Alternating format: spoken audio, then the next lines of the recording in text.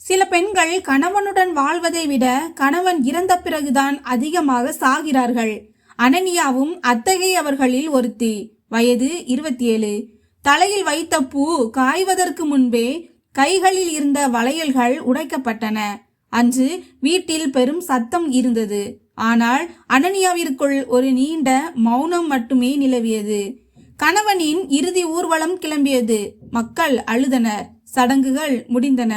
பிறகு அனைவரும் அவரவர் வீட்டிற்கு சென்றனர். ஆனால் அனனியா அதே அறையில் அந்த சுவர்களில் இன்றும் தொங்கிக் கொண்டிருக்கும் சிரிப்புகளுடனேயே தங்கிவிட்டாள். இரவு அனைவரும் உறங்கிய பிறகு அனனியா அலமாரியை திறந்தாள். ஒரு பழைய டைரி கீழே விழுந்தது. அதன் முதல் பக்கத்தில் எழுதப்பட்டிருந்தது, இதை நீ எப்போதாவது படித்தால் புரிந்து கொள், முதல் காதல் ஒருபோதும் சாவதில்லை. அனனியாவின் கண்களில் இருந்து கண்ணீர் வழிந்தது. அவளது மனதில் ஒரு பெயர் எதிரொலித்தது, ஆரவ். அதே ஆரவ் தான் பள்ளி பருவத்தின் கடைசி நாளில் அரச மரத்தின் அடியில் முதலாக அவளது கையை பிடித்திருந்தான். ஆனால் வாழ்க்கை அவளை வேறு எங்கோ கொண்டு சென்று விட்டது. இப்போது அவள் ஒரு விதவை. இந்த சமுதாயத்தை பொறுத்தவரை அவளது வாழ்க்கை இத்துடன் முடிந்துவிட்டது. அடுத்த நாள் பக்கத்து வீட்டு பெண்கள் சொன்னார்கள், இனி வெள்ளை சேலை கட்ட பழகிக்கொள், இனி சிரிப்பது உனக்கு அழகல்ல. அனனியா மௌனமாக இருந்தாள். ஆனால் இரவில் மீண்டும் அந்த டைரி திறக்கப்பட்டது. அதன் கடைசி வரியை படிக்கும்போது அவளது உதடுகள் நடுங்கின. விதி நம்மை மீண்டும் ஒருமுறை சந்திக்க வைத்தால் நீ என்னை அடையாளம் கண்டு கொள்வாயா? கணவனின் மரணத்திற்கு பிறகு அனனியா முதல் முறையாக தன் முன்னே ஒரு கேள்வியை வைத்தாள். நான் உண்மையில் செத்துவிட்டேனா? இங்கிருந்துதான் ஒரு விதவையின் முழுமையடையாத காதல் கதை தொடங்குகிறது. சில உறவுகள் முடிந்து விடுவதில்லை. காலப்போக்கில் ஏதோ ஒரு வளைவில் அவை மௌனமாகி விடுகின்றன.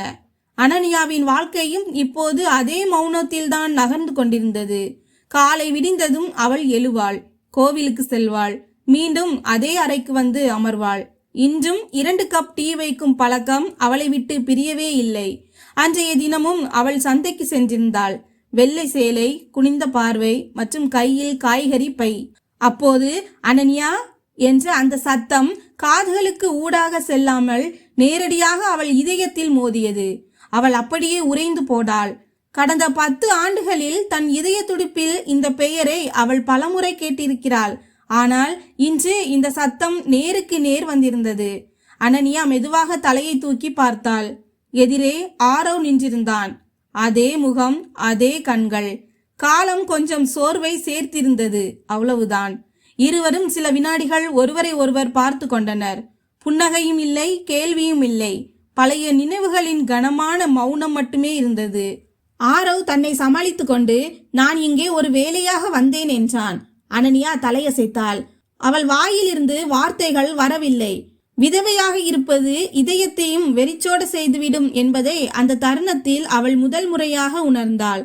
ஆரவுடைய பார்வை அவளது வெள்ளை சேலையின் மீது விழுந்தது. உடனே அவன் கண்கள் தாழ்ந்தன.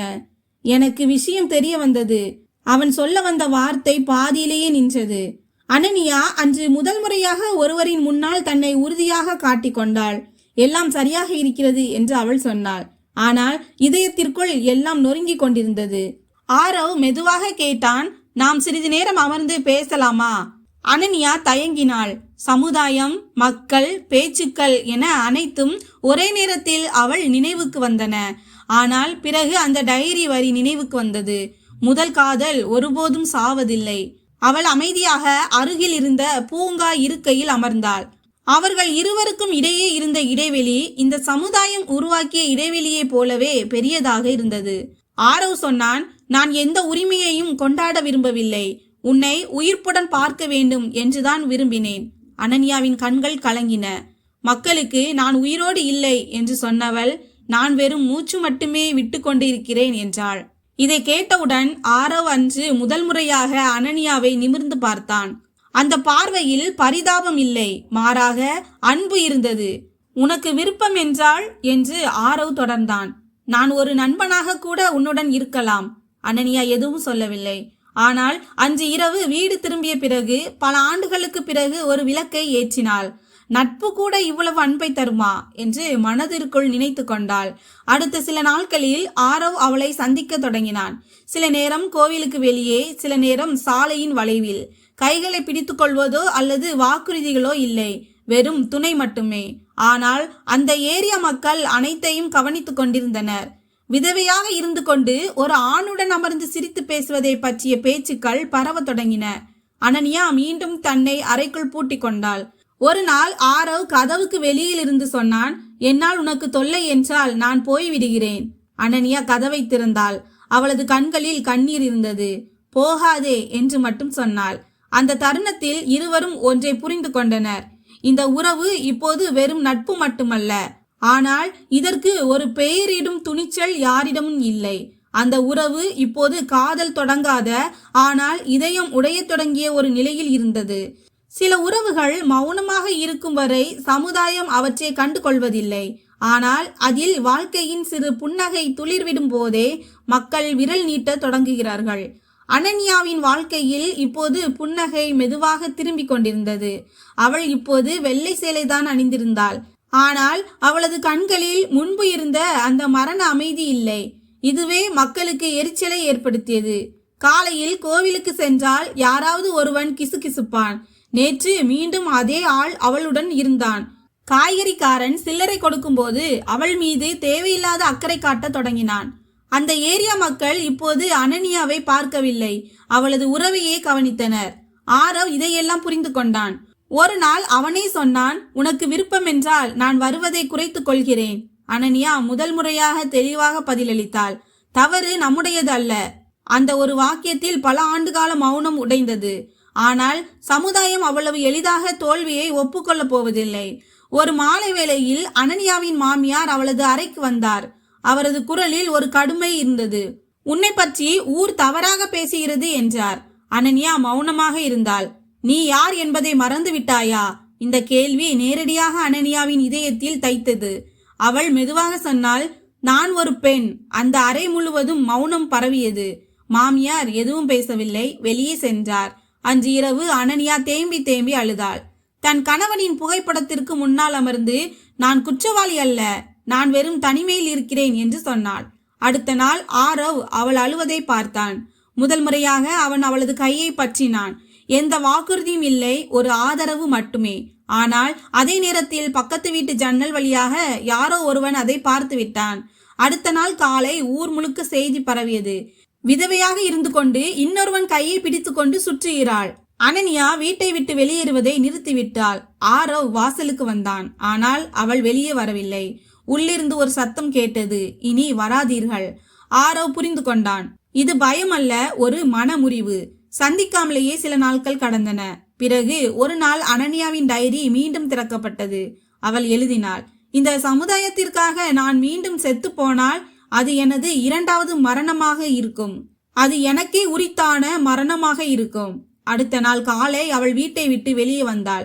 நேராக ஆரவ் முன்னால் போய் நின்றாள். மக்கள் பார்த்து கொண்டிருந்தனர். அனன்யா மெதுவாக ஆனால் தெளிவாக சொன்னாள், நீ என்னுடன் இருந்தால் நான் யாருக்கும் பயப்பட மாட்டேன். ஆரவின் கண்கள் கலங்கின. நான் உன்னுடன் தான் இருக்கிறேன் என்று சொன்னவன், ஆனால் முடிவு உன்னுடையதாக இருக்க வேண்டும் என்றான். அன்று முதல் முறையாக அனன்யா மக்களை நிமிர்ந்து பார்த்தாள். எதுவும் பேசாமல் நேராக முன்னேறி சென்றாள். பின்னால் பேச்சுக்கள், கிண்டல்கள் இருந்தன. ஆனால் அவளது காலடிகள் நிற்கவில்லை. அன்று இரவு அவள் நிம்மதியாக உறங்கினாள். ஏனெனில் முதல் முறையாக அவள் தன்னைத்தானே தேர்ந்தெடுத்திருந்தாள். கதை இப்போது காதலுக்கு ஒரு பெயரிட வேண்டிய அல்லது அதை நிரந்தரமாக இழக்க வேண்டிய ஒரு கட்டத்தில் இருந்தது. சில முடிவுகள் இதயத்தால் எடுக்கப்படுவதில்லை, தைரியத்தால் எடுக்கப்படுகின்றன. அனன்யாவின் தைரியம் இப்போது அந்த ஏரியா மக்களுக்கு எரிச்சலை ஊட்டியது. அவள் இப்போதும் வெள்ளை சேலை தான் அணிந்திருந்தாள். ஆனால் அவளது பார்வை தாழ்ந்து இருக்கவில்லை. இதுதான் மக்களை அதிகம் பயமுறுத்தியது. ஒரு நாள் காலை வீட்டின் முற்றத்தில் ஒரு கூட்டம் கூடியிருந்தது. சில உறவினர்கள், சில அண்டை வீட்டார்கள் என அனன்யாவின் வாழ்க்கையோடு எந்த சம்பந்தமும் இல்லாதவர்கள் அங்கே கூடி தங்கள் கருத்துக்களை சொல்லிக் கொண்டிருந்தனர். அனைவருக்கும் கருத்து சொல்ல உரிமை இருந்தது. இது இந்த வீட்டின் கௌரவம் சம்பந்தப்பட்ட விஷயம் என்று ஒருவர் சொல்ல, விதவையாக இருந்து கொண்டு இப்படி என்று மற்றொருவரின் குரல் பாதிலேயே நின்றது. அனனியா அனைத்தையும் கேட்டுக்கொண்டிருந்தாள். ஆனால் இன்று அவள் மௌனமாக இருக்கவில்லை. நீங்கள் அனைவரும் என்று அமைதியான குரலில் தொடங்கினாள். என்னை விதவை என்று சொன்னீர்களே தவிர ஒருபோதும் என்னை ஒரு பெண்ணாக மதிக்கவில்லை. கூட்டம் திகைத்து நின்றது. மாமியார் முதல் முறையாக கண்களில் கண்ணீருடன் கேட்டார், ஊர் என்ன சொல்லும்? அனனியா நிதானமாக பதிலளித்தாள், நான் மௌனமாக இருந்த போதும் இந்த ஊர் பேசத்தான் செய்தது. அன்று வீட்டின் கதவுகள் அவளுக்கு அடைக்கப்பட்டன. ஒரு சிறிய பை மற்றும் சில துணிகளுடன் அனனியா வெளியே நின்றாள். எதிரே ஆரவ் இருந்தான்.